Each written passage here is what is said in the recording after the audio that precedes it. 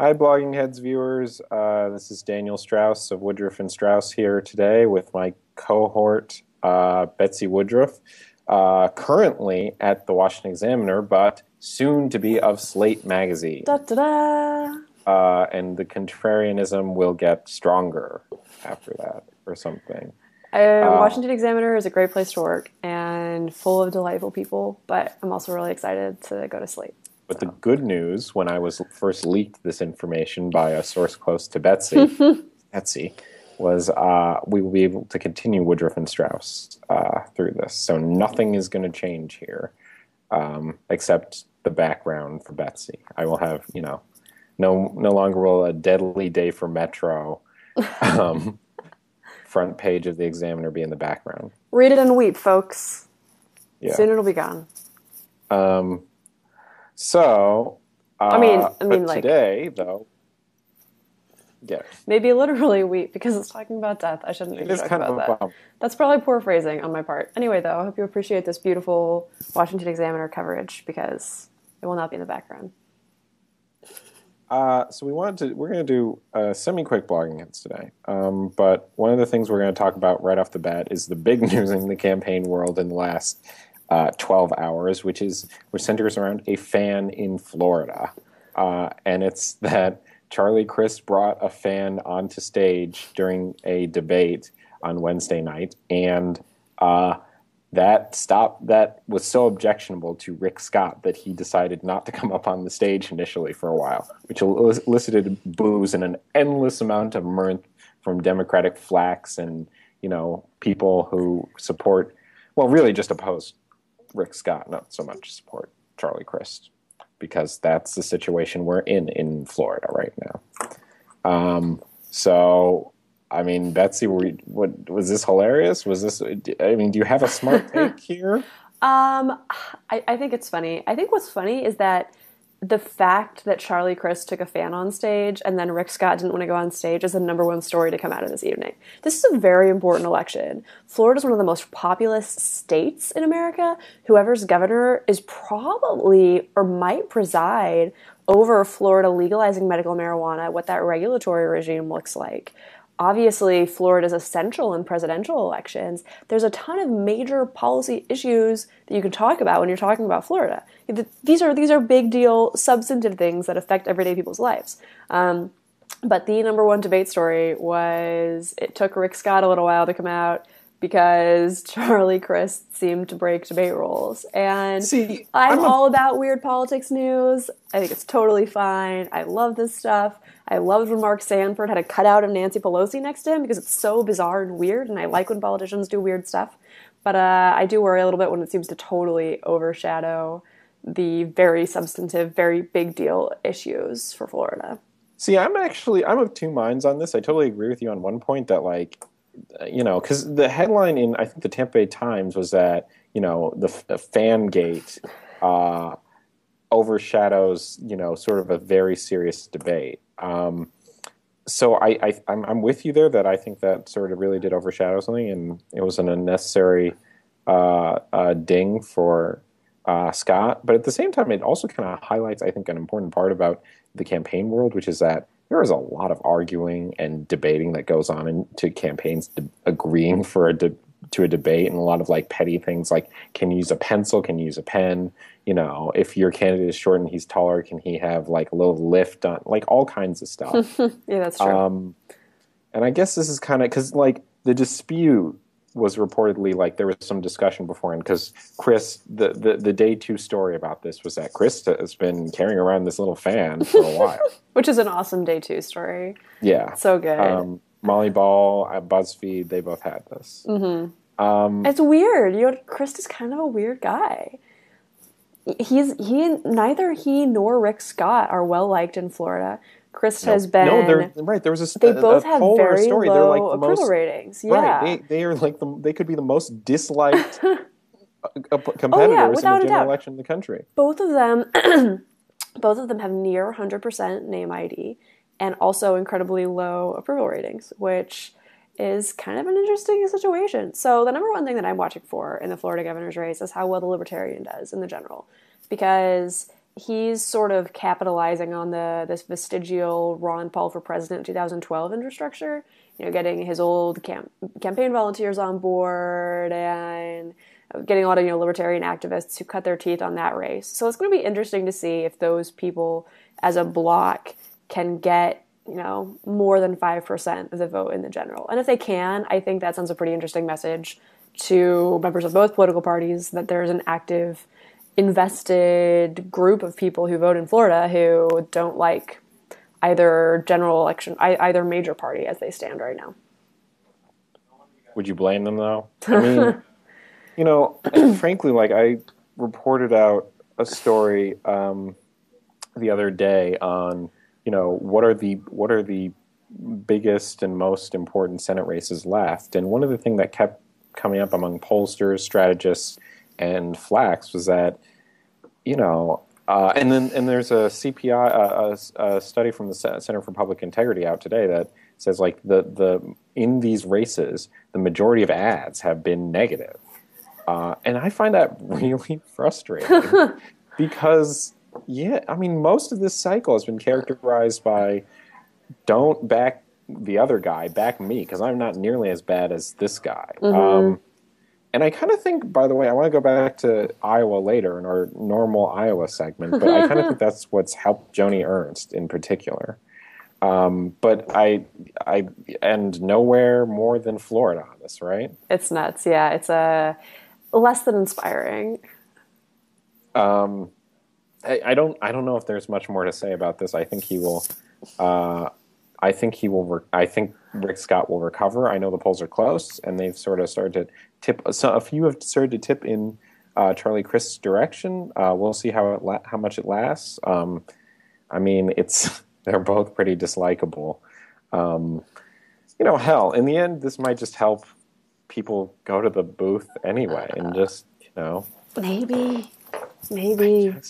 It's it's interesting. People are finally talking about this governor's race. It surprised me how little national attention it got. So yeah, for what it's worth. But you know what? What's gotten a lot more attention lately, and deservedly so, has been an ongoing situation out in San Diego with California 52. And there's actually a huge amount of backstory here, some of which we covered, including Mayor Bob Filner, who was a grade A lech. But the most immediate stuff is that Carl DeMaio, a congressional candidate, a Republican congressional candidate who's gay, has been accused by a former staffer of sexual harassment. This staffer has been accused by DeMaio in his campaign of having plagiarized a policy study that the campaign was caught red-handed doing. So there are shots going both ways. CNN a little while ago had a report out interviewing the staffer, Todd Bosnich, where Bosnich detailed a lot of the allegations he made against DeMaio, and they're pretty graphic. Right, masturbation in front of another person, grabbing for another person's genitals. This isn't sexual harassment like winky winky, someone said a weird thing, which is still totally off limits. This is, if Bosnick's allegations are true, this is really ugly, visceral, R-rated stuff. Right. This isn't the kind of sexual harassment that you could put in a PG-13 rated movie. This is you could only portray this in an R-rated movie. And opponents of DeMaio, including Democrats, have said that there's a lot more going on here, that there's some shady business going on with when the police were made aware, and DeMaio admitting that he's been interviewed by essentially the sex crimes division of the San Diego PD. I think it's a great story, actually, on top of a great story. Just a great series of stories in American democracy. But there's a part of me that also, I think it's a little tragic at the same time that the scandal of, this very rare breed of Republican, this gay Republican that the party really likes, and House Speaker Boehner went to fundraise for him, it involves sexual harassment, and it relates to his sexuality. I find that really sad. Oh, definitely. In this way. It's much more fun when a unique candidate is brought down by something other than one of the defining traits, that they're trying to level the playing field on both sides on this. I mean, if you're a gay Republican and the allegations about Carl DeMaio are true and he loses his election because of them, it kind of sucks on two levels. It sucks because this is a gay Republican who could have been in Congress, who could have changed the way people perceive the Republican Party. But it also sucks because it's just terrible PR, fair or unfair. And I would say very unfair to suggest this reflects anything about other gay Republicans. But unfortunately, social conservatives are going to wave their fingers and say, look what happened. You guys backed this guy, and now he's a sexual harasser.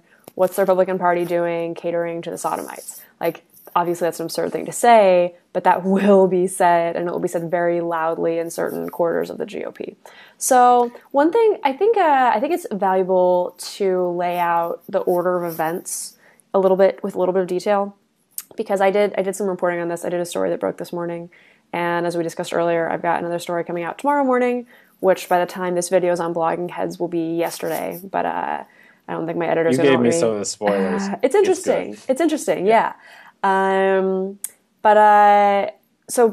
Bosnick. So how all this plays out, and I'll talk about how my reporting fits in with this. The plagiarism story broke on May 12th. National Journal said Carl DeMaio plagiarized us, and Carl DeMaio said, I take responsibility for this. This is mortifying. It's my fault. I won't throw my staff under the bus. Now, Bosnick went to CNN with his sexual harassment allegations probably a couple months later, because the CNN story didn't break until October, right? Right. It broke. So the CNN story didn't break for a long time. When the CNN story broke, DeMaio said, it's unfortunate that Bosnick is saying this because Bosnick is under investigation for a burglary in my campaign office, and also because Bosnick was fired for plagiarism. Now, there's no evidence that Bosnick is under investigation for a burglary. We don't have anything to support the assertion that Bosnick was involved in a burglary besides what Carl DeMaio said. So it's sort of he said, she said. And so the next big question is, was Todd Bosnick really fired for plagiarism? If he was really fired for plagiarism, then that would mean he's less credible when he charges DeMaio with sexual harassment. However, if he was fired for something other than plagiarism, that would hurt DeMaio's case. Now, Bosnick said what happened is, Bosnick says, and these are the dates, the National Journal story broke on May 12th. Bosnick said he stayed on staff for the week after, and then on May 18th, he went to DeMaio and confronted him about the sexual harassment, basically said something to the effect of, you have to stop masturbating in front of me or I'm leaving. Something to that effect. And the next day... If you have to say it. Who among us? Just kidding. It's amazing, right? Assuming what Bosnick says is true, how is that even happen? I don't understand. But again, assuming what Bosnick said is true, these are alleged, these are allegations, these are not things we have proof of. So May 18th, Bosnick confronts DeMaio.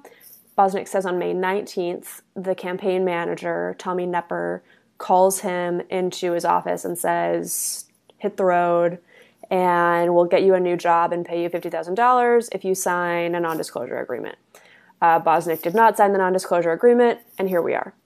So one of the really big questions, and this is something that my reporting today was about, one of the really big questions is, was Bosnick really fired for plagiarism? And I got some emails that were not previously public indicating that 3 days after the National Journal plagiarism story broke, Bosnick was still on staff emails getting assignments. The assignments he was getting involved drafting policy stuff, drafting economic policy, drafting a path to prosperity document, doing the kind of things that you typically would not want a plagiarizer to do.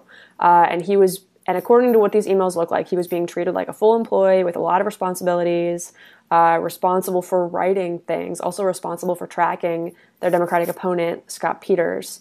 And there's zero indication that he was under any sort of suspension or that his responsibilities had changed. That doesn't mean Bosnick never got fired for plagiarism, but it does mean, but it tilts the needle in Bosnick's direction. And what I found unusual was that the DeMaio campaign didn't respond. I gave them more than 24 hours to respond, and either they could have said the emails were fake, which the emails aren't. But they could have said that. They also could have said, well, there are other emails where we censured Bosnick, but you haven't seen those emails. They also could have said that. There are reasonable things that the DeMaio campaign could have said to suggest that my analysis is incorrect. They didn't say those things. They didn't give me any comment on the record, which is not what you would expect from a campaign that has emails leaking. Another fun little detail in these emails is that so Richard Grenell, who was formerly, I think, a foreign policy advisor for Mitt Romney, is a Republican consultant, is also openly gay, is a consultant for DeMaio's campaign. And on one email... Wasn't there some controversy with Grenell on Romney's campaign? I think Romney fired Grenell because he was gay. I could be wrong about that, but I remember people saying Romney just let a gay staffer go after criticism that he had a gay person on staff.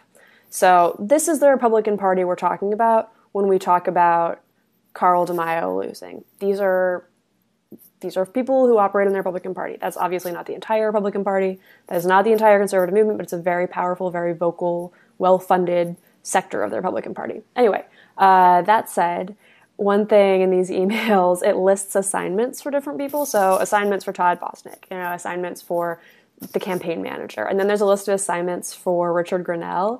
And one of the assignments is LA Times bullshit spin, which I emailed the campaign about. And I was like, can you explain the nature of that assignment? And they didn't email me back. So I don't know if that means the DeMaio campaign thinks the Los Angeles Times was bullshitting, or if they thought they needed to bullshit the Los Angeles Times. Either way, it's kind of funny, interesting little glimpse. And then another assignment for Grenell was, and I'm not quoting this word for word, but push LGBT responses to haters, which I don't know what that means, but it's kind of interesting and fun. I always like finding interesting, fun things that campaigns are up to.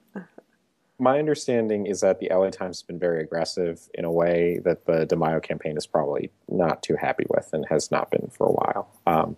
That is what I get on this. The one thing I do have to add to all this, though, is that this is a top race, a top House race, even among the DCCC and congressional Democrats. They really want to keep this seat.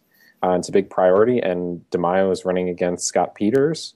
And so that's why both sides are kind of invested in this one. That's been overshadowed by the Senate, and which looks to be teetering on the edge of Democratic control and moving toward the GOP. So do you think we're going to see more is going to come out? I mean, one of the things is like being caught masturbating. It sounds like in the end, this is one of those things that you can't really prove definitely. Right. There's not a video of him masturbating in front of Bosnick. So, well, if there is, that'll do it. But right, and that's how most sexual harassment allegations are. It's not like people are doing this in front of cameras, with obvious exceptions. I think if more stories come out, it's going to be because of campaign emails leaking. The story that I've got running tomorrow, good Lord willing, is more leaked campaign emails. Campaigns send lots of emails, and when campaigns have disgruntled former employees the way this campaign does, you can almost guarantee these emails are going to come out. Another thing to keep an eye out for would be if any other former DeMaio staffers come forward and say that they were also harassed or bullied by DeMaio. I don't know if that's going to happen. I don't have any evidence that's going to happen, but it's possible. So I don't think this story has been put to bed yet. I don't think it's blown over. I would expect it to kind of be a drip, drip, drip situation. I mean, I think so. But it's one of those races that has been staying kind of under the radar, and definitely it's just an interesting story. I want to switch to another interesting story in a race that has long been considered kind of dead here for a little while, which is the Texas governor's race. I'm so old, I remember when Wendy Davis was the big thing in this cycle, and she's sort of been, she's at times fought with national Democrats. Her campaign has. She's had some turnover there, and she's sort of vying at this point for attention in a lot of ways. And one way she's combated that is she recently released a new ad against her opponent, Attorney General Greg Abbott, who's paralyzed, which heavily focused on the fact that Abbott was paralyzed in when he was fairly young, I think his early 20s, and sued. He was paralyzed because of a falling tree branch, and he sued basically people around and people connected to the tree and the tree branch. And the Davis campaign released an ad saying, Abbott benefited from these lawsuits, but he doesn't help the paralyzed and sort of similar situations. And it was sort of like a taboo thing, a taboo subject to do. And the Davis campaign was pretty aggressive in highlighting reporting on this, even if the reporting was not entirely positive to their message. And Davis has been Davis has been asked about the ad repeatedly, and she's maintained that it is not focused on the fact that Abbott is in a wheelchair, but that his record as attorney general and a lawyer, and his legal history in Texas. It feels a little bit like a Hail Mary to me at this point, Betsy. Because Davis has been trailing by, I think the very forgiving number is single digits, but usually the low double digits, about 10 points, I think. Mm-hmm. And hey, Greg Abbott is just a really strong candidate when you get down there. And it's deep red Texas. I think what's surprising, what I'm reflective in this story is that,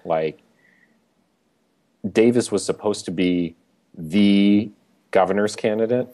This was the Democratic candidate for governor, and if going into the cycle, I would have said all the money that in any governor's race is probably going to be, or most of it is going to go to Davis in Texas, and a lot of attention there. Abbott's turned out to be just a strong candidate, and it hasn't happened. And I think a good marker for when your campaign is not going well is when your campaign manager leaves. And she had a very, very experienced, well-respected campaign manager named Karen Johansson, who won a tough race in Wisconsin for Tammy Baldwin, who's the first openly gay senator. But what do you think of the strategy? I don't think anything good has happened for Davis because of this ad. It definitely feels, from watching it and from reading other analysts and writers' perspectives on it, it definitely feels like it's kind of a gotcha, haha. Greg Abbott isn't being a good paralyzed person. He isn't being a team player for paralyzed people. And it's like, it plays over very badly, and I think it's got an overwhelmingly negative response. And like you said, it feels desperate. I think the important thing to remember with Wendy Davis is that her campaign has been mostly about hype. And I say that in hopefully the least negative way possible. There was no way she was going to win statewide. Greg Abbott is a formidable candidate. He has something like a $50 million war chest because there are different, I think there's no fundraising limits in Texas. You can raise as much money as you want. Just a huge amount of money. He's run statewide in Texas before. He's part of, the Rick Perry world, working with Governor Perry. Nobody was going to beat Greg Abbott in this race, but Wendy Davis and Democratic backers got really excited when she filibustered HB 2. I guess at that point it was SB 2, Texas's very strict abortion regulations that they passed last summer. And she became a national political figure, household name. And then you have Democrats saying, "Oh, maybe Wendy Davis can win. Maybe she can do this." But it was literally never going to happen. She hasn't led in a single poll. There was zero indicator she was going to be able to pull this off. Most of the people that I've talked to in Texas say that Wendy Davis's candidacy is essentially a weather balloon, and the idea is if she loses, if she loses by less than 10, then it'll send a signal to national Democratic donors that Texas is becoming blue, and then it's worthwhile for them to invest money there. So if she loses by 12 points or more, then it's a loss not only for her, but it's a really big win for Republicans, because Republicans can say all this purple Texas stuff is nonsense. Democrats, take your money elsewhere. Don't waste your time. And that makes it easier for the Texas Republican Party to sort of consolidate its wins. We'll see. I mean, this is, you like to ask, why aren't there more women governors?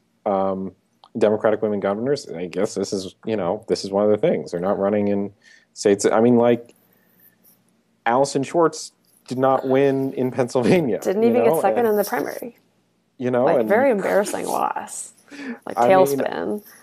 Anyone could have like beaten Tom Corbett. I mean, power to Tom Wolf, the Democratic nominee there, businessman Tom Wolf. But I think this is just another example of that. I mean, one of the things about what you said that makes me think is like we're at the point in the midterm cycle in 2014 where committees and backers are starting to close their wallets to reallocate money. Mm-hmm. And I just wonder, like, what it's like if you're a candidate or a campaign manager, you get a call from, like, the NRSC, the DSCC, the DGA, the RGA, and they're like, we're cutting you off, and we're not going to spend any more money here. You're on your own, and you're probably going to lose. Yeah, that's not that's not a fun telephone conversation. No, I don't think so. And, like, I mean, these are guys who recruit them and say, we're going to be with you. They recruit them. They say, you're the best thing since sliced bread. You can win this race. You can save Texas.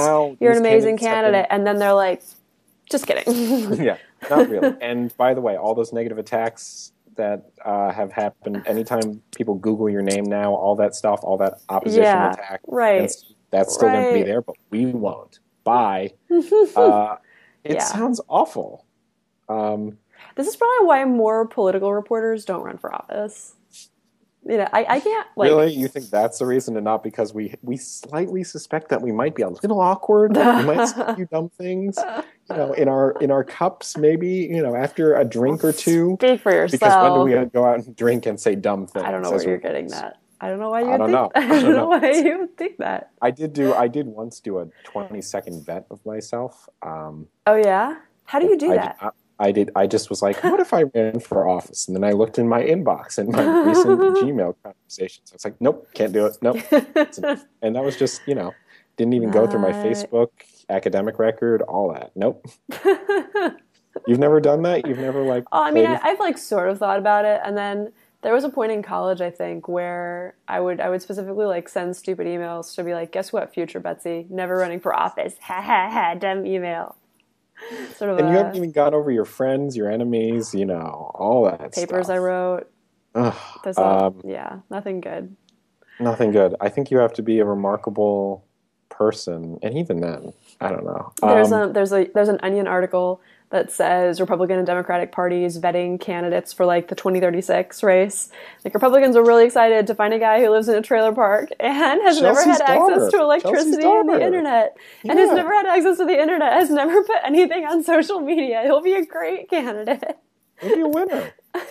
And they're like, we thought we had this great guy. He's 18 years old. He's clean cut, member, politically active, great grades. And then we went through his Facebook page for 2 seconds and found a picture of him hitting a lacrosse stick bong. So he can't be president. It's really funny. One of the things... Think about how many people you know like that, where it's like, oh yeah, this person could definitely run for office, unless you like have 2 beers with them. I have 2 people. One person who I think would be good to, and probably will run someday. Interesting. You'll have to tell me about. You have to tell me that. You have to tell me that. What does his name rhyme with? What? What does his name rhyme with? I'm not going to give you. But just think about it. He's a friend of mine. But like the majority. Is he a good friend of mine? Or I don't know. Was he more like a pal acquaintance? He's an acquaintance. Okay.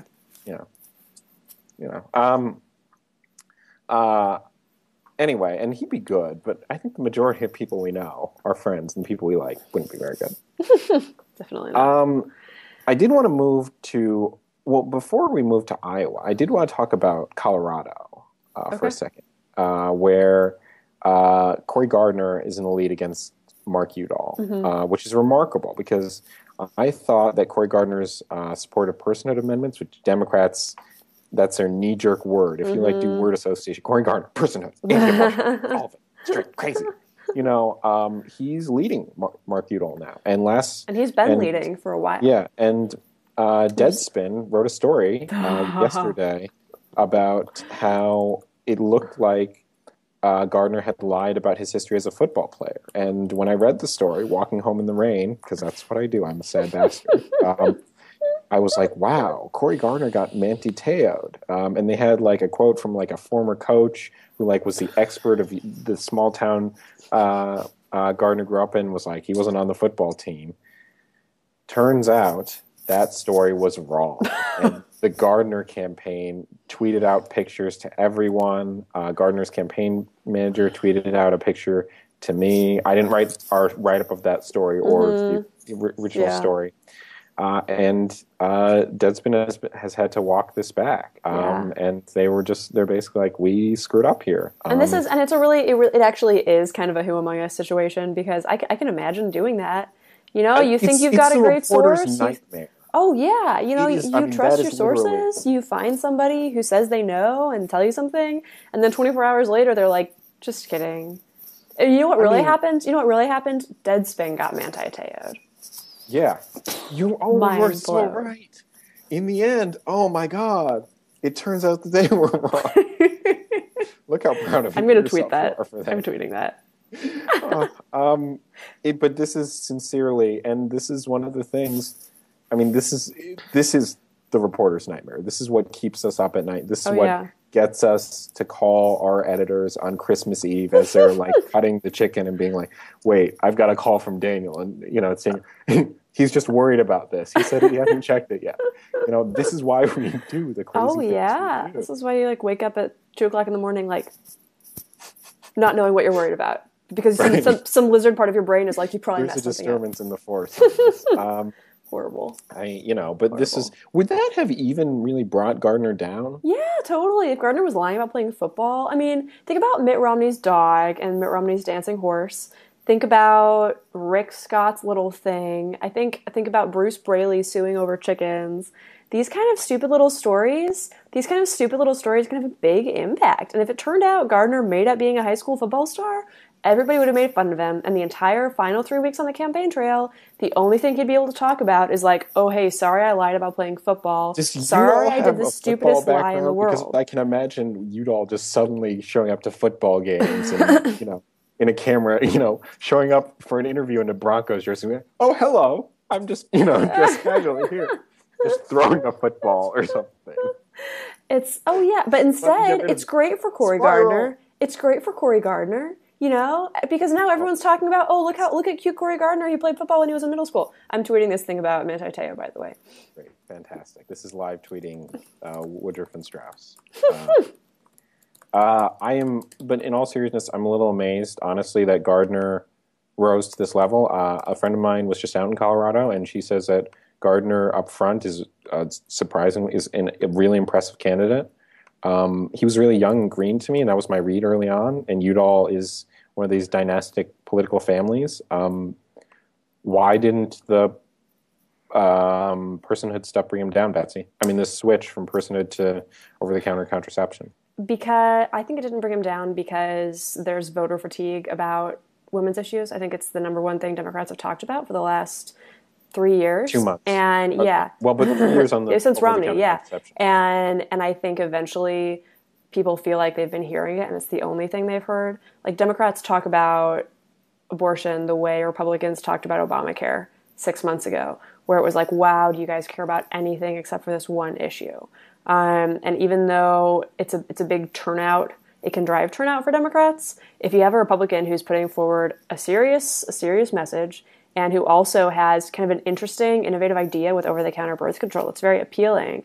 And on top of that, a candidate who's not screwing up, who's running a disciplined campaign, who's affable and interesting, running against an incumbent who doesn't have a lot to run on, then it makes sense. It doesn't really surprise me.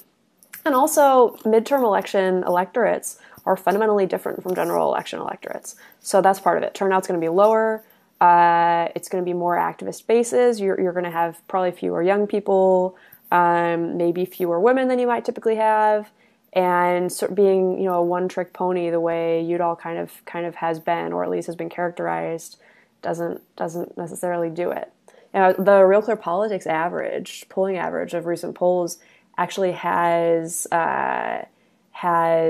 Gardner up by 3 points average. That's nuts. like up by 3 points. Who would have expected that? My prediction at this point, based on that, I have a rule which is incumbency and dynasty status gives you a 2-point push. So I still think Gardner is going to win, but I think it's going to be really close. But I think in the end, Gardner wins. There you go, Betsy. You have a prediction. That's a great prediction. That's a good prediction. But Gardner again, by a point. Let me caution to everyone: I am consistently wrong on predictions. I have a great record of picking the exact wrong horse every time. And I look at the data. I just have it's my gift. It's my gift. Let's talk about Iowa next for a second. Joni Ernst. We're getting real close here, and this is one of the big races. And over again, I keep thinking I just there's so much this race is so interesting for so many reasons for me. We've talked about it before, but one of the things that strikes me is how negative it is. And it's such a contrast. This was supposed to be a sleeper race. It was supposed to be Bruce Braley gliding in over a rich guy named Mark Jacobs, and that's it. And Ernst is beyond a formidable candidate. She's running ahead of Braley now, who I still think of as an incumbent senator, even though he's a congressman. That's how used to the original idea I was. And that's wild. During a hearing on Ebola today, Bruce Braley was very active and very, very present there. And there was a lot of snarky tweets from people on Twitter and a lot of quotes from reporters saying Braley, who's running for Senate, is at this Ebola hearing, which I actually don't really. I don't think you can. I think you have to give the benefit of the doubt to members of Congress going to committee hearings and that stuff. But lately a lot of the attacks has been X candidate has missed this hearing or Y candidate has gone to these hearings. And one of the GOP attacks on Braley was that he missed a hearing on Veterans Affairs, but he was at a Benghazi hearing. If I'm correct. Yeah. I think we've gotten to a very cynical point in American politics if we criticize members of Congress for going to committee hearings. Someone pointed out recently, have you been to Joe Scarborough pointed out, have you been to these hearings? They are awful. They're will Mr. Chairman take point 2 and ask the record state that point 5 on, subsidies for beef in the South. They do sound effing awful. They're not the most exciting entertainment or productive in some cases. But I think it's fair game to criticize congressmen for not going to hearings, though. That's their job. And if anything, I think it's a reasonable expectation. You think about how much of an advantage incumbents have in general election races. A lot of the time, they don't spend going to hearings. They're going to spend going home and retail politicking, or they're going to spend fundraising, going to fundraisers and calling donors. So I don't really weep salt tears about expecting congressmen to go to these things. And I think especially with a veteran scandal where that clearly is the collective fault of a lot of people being really bad at their jobs. Braley was on the committee. He didn't go to a bunch of the hearings. It doesn't mean Braley was single-handedly, punching veterans in the face. But I think it's fair game. It's not. I will give you this. I'll give you this on that. It doesn't mean he was punching veterans in the face. It's true. But it's a little bit of a stretch to say he's anti-troops. On the flip side, though, Democrats were very happy to trumpet Ernst's record in the state legislature on going to the equivalent of Veteran Affairs meetings. And she's a lieutenant colonel in the National Guard. Mm-hmm. People, I think she's okay with the military, all right? I'm just going to throw that out there. Just a thought. What are your thoughts 3 weeks out on this race? To be honest, I don't have any special intel into it. I haven't written a lot about it. My gut is that it's going to be really close and Ernst gets over the finish line just because this... Why do you think it's going to be close? Because it's Iowa. You think Ernst is going to win by a comfortable margin? I did not say that. I said the only thing I'm going to say on And this point is, I don't think it's going to be close. Let's look up. I'm gonna look up the RCP average. Our average has her at about a little bit above 3. The TPM poll tracker average has her about above 3. Okay, so Real Clear Politics has her up by 2. I think it's safe to say. So we're giving Ernst more points. The liberal TPM, even the liberal TPM. It's clearly a toss-up race. There's been a ton of polling. There has been a spread as far as polls, and I'm inclined to say just sort of the general election, how emotions and feelings are going to be really good for Ernst because people are so mad at the president and there's so much fear, and it seems like there's some really, really horrible news story comes out every day, like, oh, ISIS is headed for Baghdad, and also an Ebola dog just got euthanized. Regardless of whether or not Bruce Braley is responsible for the euthanization of the Ebola dog, it's not great for him. So, I think you're right about Ernst being able to pull this off. I will be surprised if Braley wins. I can say that, but it's gonna be close, like super close. I think we got one more topic to go over, and then I want to cover something unrelated to politics here. Oh boy, Kentucky. The DSCC announced that news is they're not going to reserve any more ad time there. That's the news, and I phrase that way because they maintain that they are not pulling out of there. They're just not going to continue to reserve additional advertising time. And now a lot of prognosticators and a lot of forecasters and a lot of armchair pundits who are like, Mitch McConnell could lose. We're sort of like, I knew this would happen all along. Yeah. But the thing is, this came right after Grimes, in an interview with a major newspaper in the state, refused to say repeatedly whether she voted for Obama or not. And I gotta say, Betsy, like, you're a Democrat. The way that Grimes said this was also really bad. Yeah, she said, she just kind of goes. Well, no, but she also said she's a Clinton Democrat. Yeah. Right. She said, "I'm a Democrat. I'm a Democrat of the popular one right now, not the leader of my party." Right. Yeah. What she should have said is, I preferred Clinton in the primary, but in the end, I much more preferred Obama than Mitt Romney because. It's the Romney McConnell proposal for how this country goes. Easy. Done. Yeah, easy. I agree. That's an easy answer. She didn't do that. She was asked multiple times about that. And it's not a hard question, and I've always gotten the sense that she's what? It's not a hard question either. That's the kind of thing. She clearly spent time preparing an answer. Like, she had an answer she thought of before that she gave, and it wasn't a good one. And it sounded so bad. You think this was prepared? I thought this was knee-jerk and I thought it was prepared. I thought she talks about the sanctity of the ballot box. She says Obama's not on the ballot. She said, what else does she say? I'm a Clinton Democrat. Everything sounds like something she's thought about and like something she's scripted. I mean, she doesn't go off script in this race. Like, she hasn't been saying things off the cuff. She hasn't been mouthing off and fairly gaffe-free. What it sounded like to me was her trying to get around having to answer that question. And she's dodged reporters before asking her that question too. So, and understandably so, because this is not a comfortable video to watch. If you ask, I don't know, a candidate, during the dearth of the Bush years, did you support George Bush?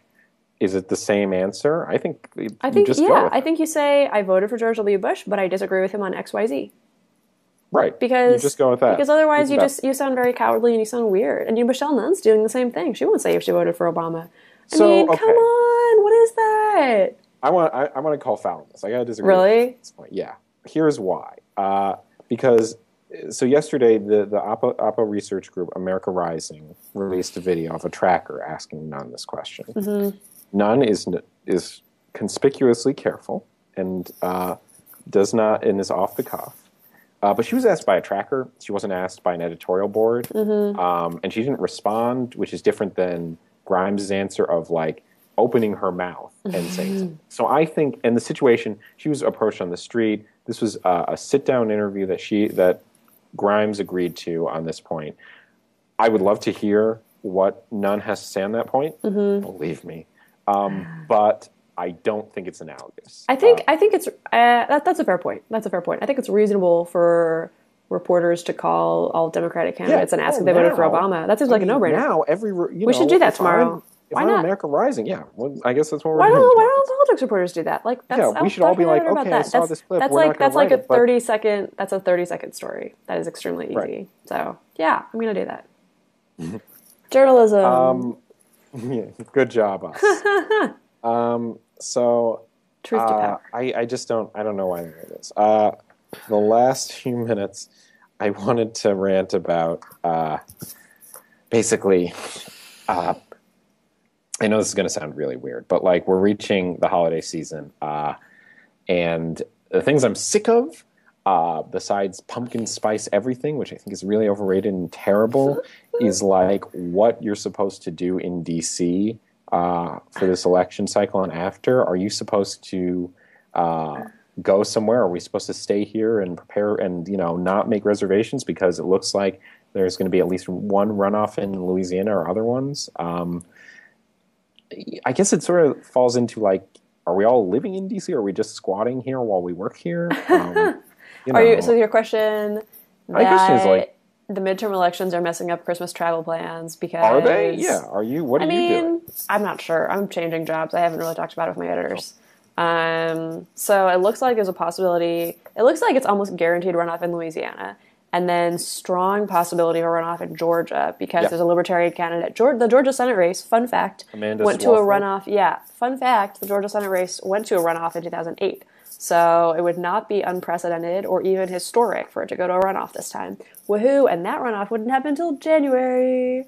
So, I mean, there's going to be campaign news. I don't think, even if Republicans do well on election night, I don't see that. I see them needing 1 or 2 seats to have a majority. So there's a good chance we won't know who the majority leader is until we have independent candidates. December, even January. Kansas. Oh, yeah. Fantastic.